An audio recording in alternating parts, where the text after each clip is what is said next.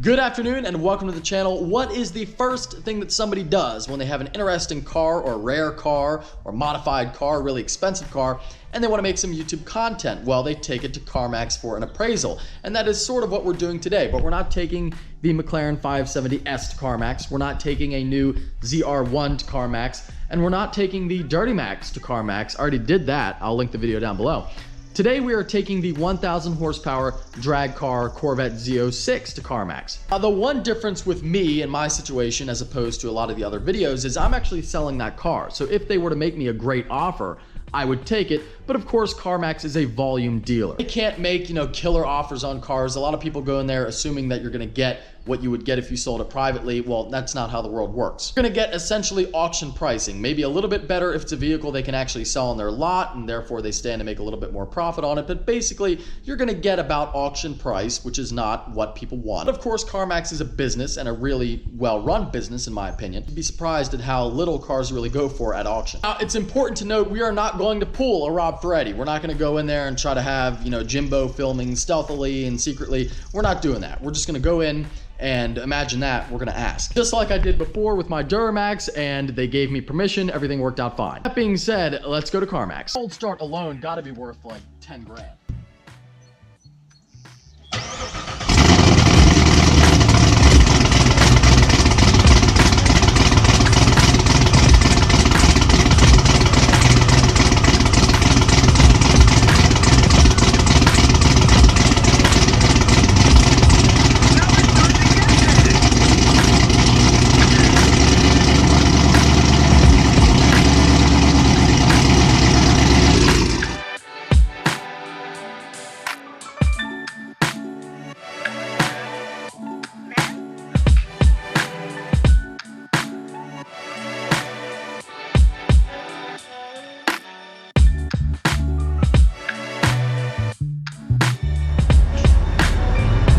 Scared me a little bit. I thought that guy was coming for me.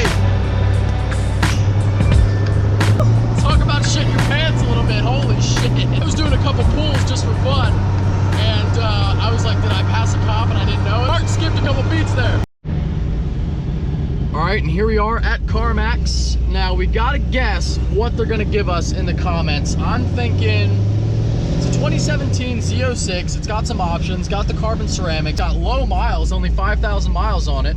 So I'm thinking like 63, 64. Now already we're doing much better than Rob Ferretti. I was parked in front of the building in front of the sign to get a thumbnail, and the guy walked out and said, hey, do you want me to take a picture for you? That is customer service. I'm not gonna film in there because quite frankly, there isn't much to film, but all you do is you walk in, you ask to get your car appraised, guy comes out, checks over the car, takes it on a short drive, and in about 20 minutes, you have an offer. All right, so we got the car parked. This is the little hat they give you when you're waiting for your car to get appraised. I can go on the test drive with the person. I don't know, maybe I just send them out on their own and they have fun with it, or I go, I'm not sure yet. The Z06 is in the process of the appraisal right now, and here you got a Fiat 124 Barth. Pretty neat. This is like Carmax has like their neat car row, like their somewhat interesting car rows right here at the front. You can see they got a BRZ, WRX, Camaro, Mustang, Mini Cooper with fog lights, and another Fiat Abarth, 500 Abarth. That's really about it. Mostly it's, this is what Carmax is. They sell, normal cars to normal people. And that's why Carmax is great though. If you want a car, you want a great deal with a great warranty. The Carmax warranty is insane. Watch old Doug DeMura's videos if you want to hear more about the warranty. But, if you want like a normal car at a great price with a good warranty, you want a hassle-free experience, and no, I'm not being paid by Carmax to say this, but you can be in and out in like an hour here, and that's what Carmax is really good at. Just have an insane inventory. Like you can come to Carmax, one dealership, and you can find, BMWs, Mercedes, Audis, Volvos. You can compare like all your mid-size sort of luxury sedans right here. You got your Volvo S60, 3 Series BMW, E-Class Mercedes, Rubicon in orange that someone just bought. Congrats to you for buying a Jeep. I had to make a comment about this. The backup camera location in the 500L. That is just horrible. The whole car is actually terrible, but look at the difference in yellow. I don't know if it'll show up on camera, but this body panel here is a vastly different shade of yellow than the trunk. Look at that. You can tell, I think, on camera a little bit. Like, what the fuck? Was that replaced, or is that how it came from the factory? Being a Fiat, you know, that really wouldn't surprise me if it did come that way. If you can't tell, I actually really like Carmax. Like, I love the business model. I love the idea. I love the fact that you can bring any car here, any car.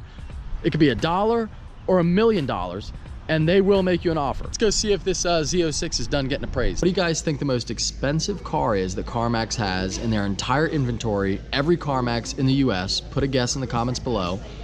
And it is a 2014 911 50th anniversary edition for about 110K. Pretty surprising. Followed closely by a 2017 Tesla Model S. I actually have a bunch of Z06s and a lot of really cool stuff. I'm gonna compile a list and put a link to it down below.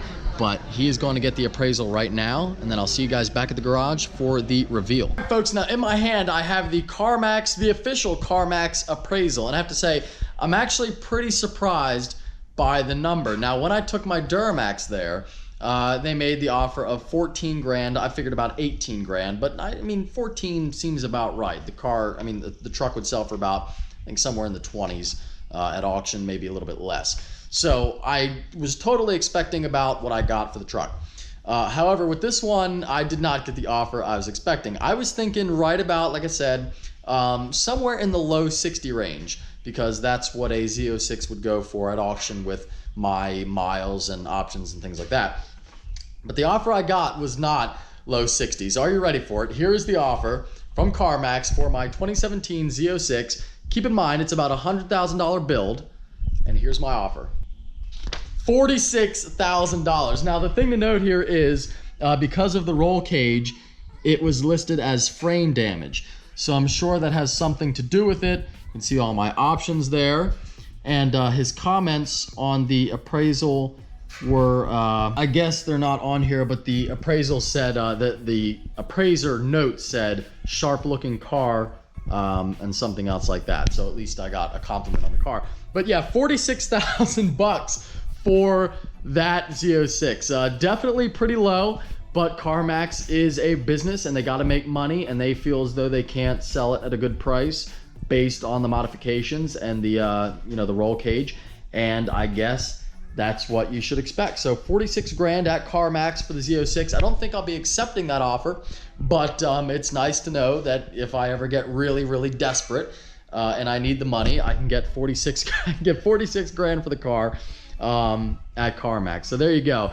That's what Carmax would pay me to take this fully built, pro-charged Z06 off of my hands. Anyway, that is what Carmax will give you for a 1,000 horsepower Z06. If you have one, I would recommend selling it privately. However, we do have to give a big thank you to Carmax for allowing this video to happen. Without them, it would not be possible, of course, and they are a really good business, even though, yeah, they're not the ideal thing for cars like this. They do make good deals with people all the time. I knew it was gonna be low, but I really did not think in a million years it would be that low. Just a quick little update on the garage as we enjoy another day, our third day in a row of horrible weather. Quick little update, I did put some stuff up on the wall. This is all stuff that people sent me, so thank you so much, by the way. My P.O Box address is in the description below, as always, but you know, people send Corvettes. This really cool thing, it's like a little wooden, like, you know, just art piece and little Hot Wheels cars. So I think it looks really cool right there. Also got the Bald Eagle Arizona plate. That is a real license plate, by the way, not just like a fake one you make. That was somebody's actual license plate, which is pretty cool. And I'm working on getting more stuff set up on the wall. I still want to get the license plates up, by the way. People sent me hundreds and hundreds of license plates. I have one from every state. They're all in that box over there in the corner. So I still have all of them.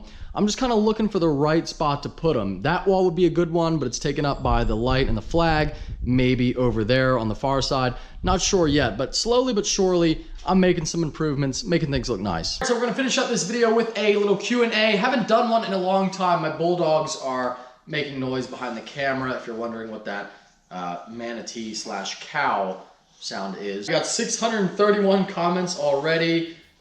Beaver with question number 1, he says, can we go quad shopping soon? Beaver, I've got one already. I've been trying to get you to buy one for a long time, and I'd be happy to go shopping with you. Tunnel Chaser, can I eat the cake? The Fortnite cake. The Fortnite cake has already been eaten, unfortunately. Jonathan Turner, my man who just got his own 570.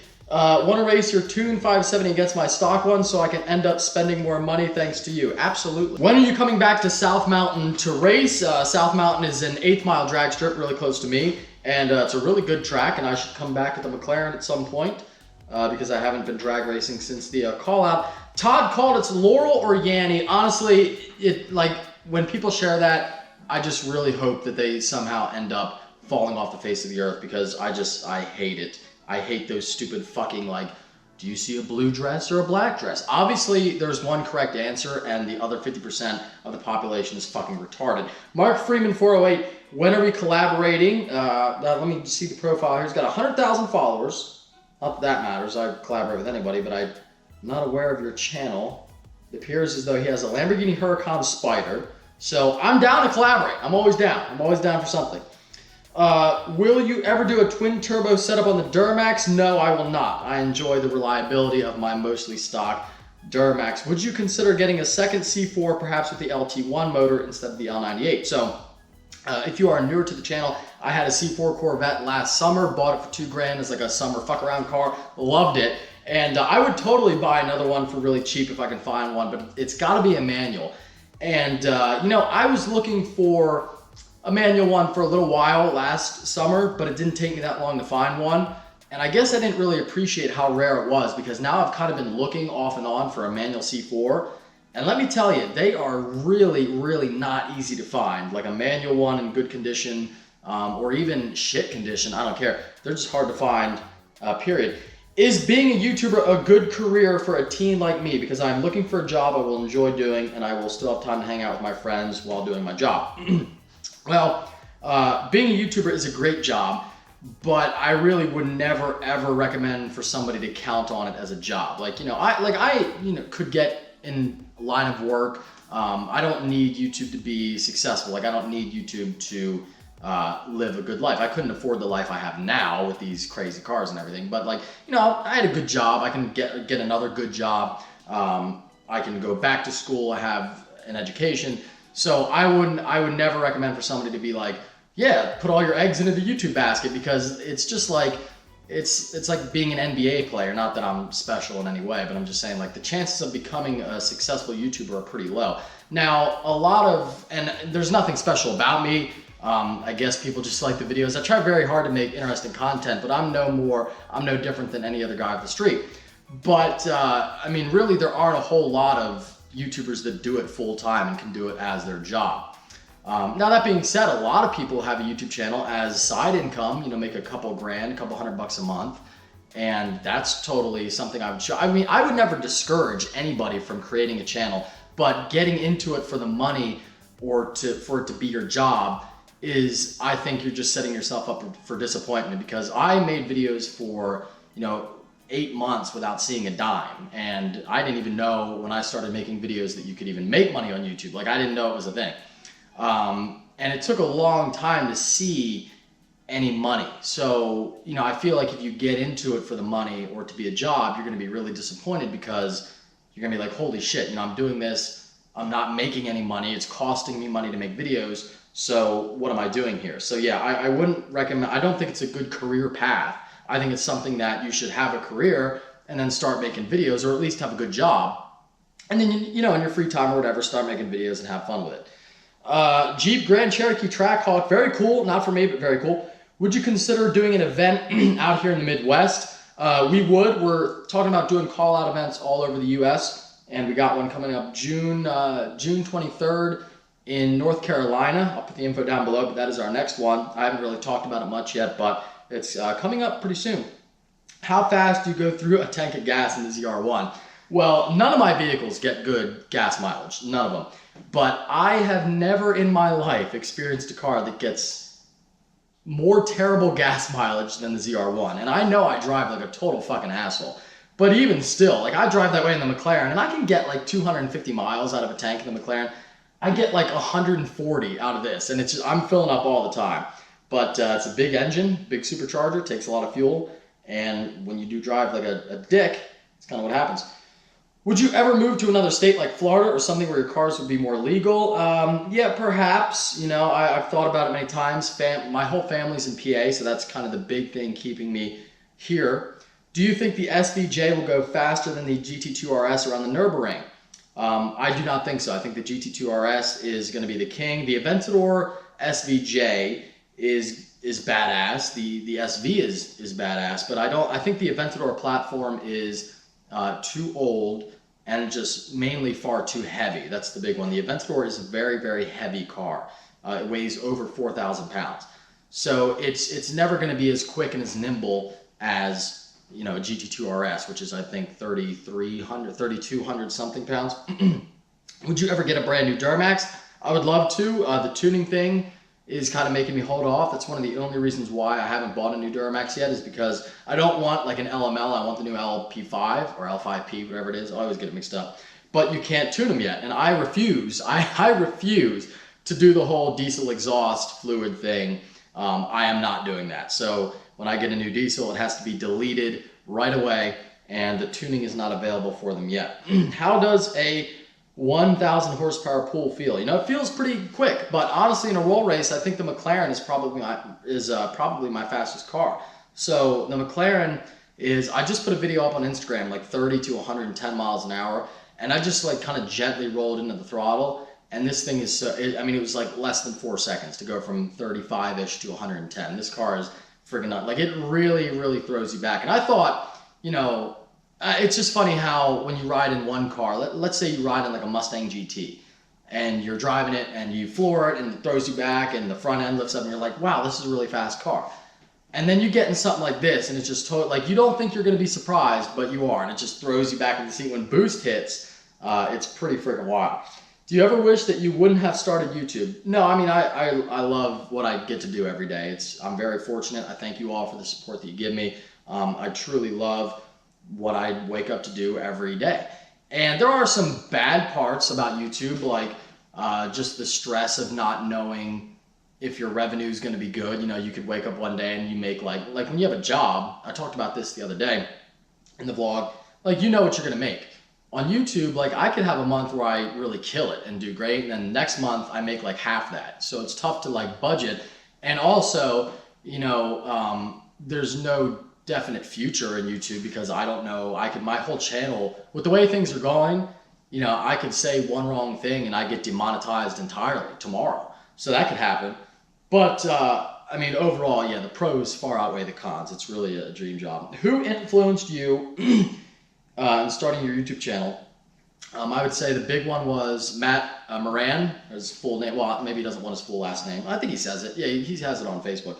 Matt Maranowski, formerly Subaru WRX fan, huge inspiration for me. I loved his Mustang weekly updates. That's what I modeled my channel after to begin with. So that was a big one, for sure. Thought on the 2020 Mustang GT500. Very interested to see what that car is all about. Maybe I save some money and maybe get a Ford GT500. I really do want to see what it's about. Land turtles or sea turtles? I like sea turtles, and I actually had the chance to volunteer with a group where we were assisting nesting leatherback sea turtles. Like, it's the biggest turtle there is in the world, and that was pretty cool. I mean, it's literally like a turtle that's like 8 feet long and it weighs like 800 pounds. It was fucking crazy to see. It was like looking at a dinosaur, you know, on land. It was pretty cool. Favorite Fortnite spot? I like to drop Lake. You know, it's right by Tilted. When I'm trying to win a game, I drop at Lake. When I'm trying just to have fun and fuck around, I drop Tilted. Will you get a 720S? So many people asking me about a 720, and it is in the plans. I just don't know how soon. I mean, I could sell the C06, put that money all in my pocket, not do a drag build, just have fun with these cars at the call out. The McLaren, which is going to run 9s, by the way. The McLaren, I think, really will run 9s. I mean, the mile per hour is there. So I could just have fun with the McLaren and the ZR1 at the call-outs. I've been thinking about it. I don't know. I really do want a 720, but at the same time, this is almost as fast, up to about 130 miles per hour with the tune. And I really do love, I really love my 570. I really, really love that car. So, yeah, I'm not sure, but I do want to get a 720 at some point. Why did Send It Steve sell the C5? He just wants to get into something. He wants to get into something different, from what I understand. Let's see, mostly similar questions about the Z06, things like that. Do you ever have any plans on racing the Corrado? No. Will you please do more parodies? The Doug one was great. Yeah, people seem to really like the Doug review I did in last night's upload. If you haven't seen it, check it out. So I actually have another idea with a really cool car that I'm gonna do, and we'll see if people like it. If they don't, you know, it is what it is. It's something different, but it was really fun to make. Trying to find, I tell you what, you look at a Doug DeMuro video, and you would think that like it's not that hard to make. And I was like, oh, I'm just gonna get in here and find a million quirks. It was really, really hard to find all the stupid little fucking things that he somehow finds. And it made me really like I already respect, you know, Doug's a good friend and I already respected the work that goes into his videos. But it makes me respect it even more because I found it really difficult to find all these so-called quirks and features. Do you like fried chicken? Of course. Do you want kids? Yeah, at some point, probably like 5 years, something like that. Is it gay to kiss the homies goodnight? I don't think so. I mean, especially if you're not going to see them for a while. The last one here, if you had to choose between having a testicle severed or driving a Prius and only a Prius for the rest of your life, what would you choose? Gotta go severed testicle every time. Hope you enjoyed this upload. If you are stopping in for the first time, please subscribe. Take care. Have a great day.